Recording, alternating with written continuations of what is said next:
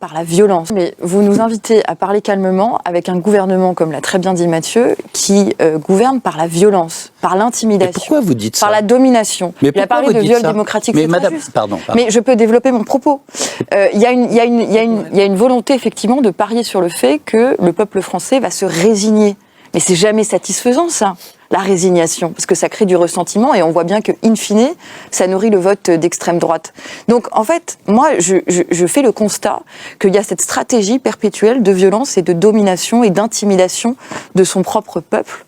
Et Emmanuel Macron a eu cette phrase face aux casseroles, il a dit « Tiens, c'est pas le signe d'une excellente santé démocratique ». Comme s'il le découvrait. Bien. Bah oui, quand on veut parier... Comme s'il n'avait rien à voir avec... Ouais, parce que lui, il s'est dit, tiens, j'ai respecté la Constitution, le Conseil constitutionnel a validé ma réforme, donc circuler, il n'y a rien à voir. Bah non, en fait, parce que quand on ne s'appuie que sur une démocratie électorale avec 50% d'abstention et un président qui est réélu pour la seconde fois face à l'extrême droite, on voit bien que cette démocratie-là, elle est trop étriquée et elle ne suffit pas à régler les principaux conflits dans la société et que donc il faut y adjoindre à cette démocratie électorale, une démocratie sociale, ce qu'il n'a pas fait, une démocratie directe, une démocratie participative. Donc il faut élargir la conception de la démocratie. C'est pas ce que fait le président. Lui, il est dans le passage en force permanent. Le président...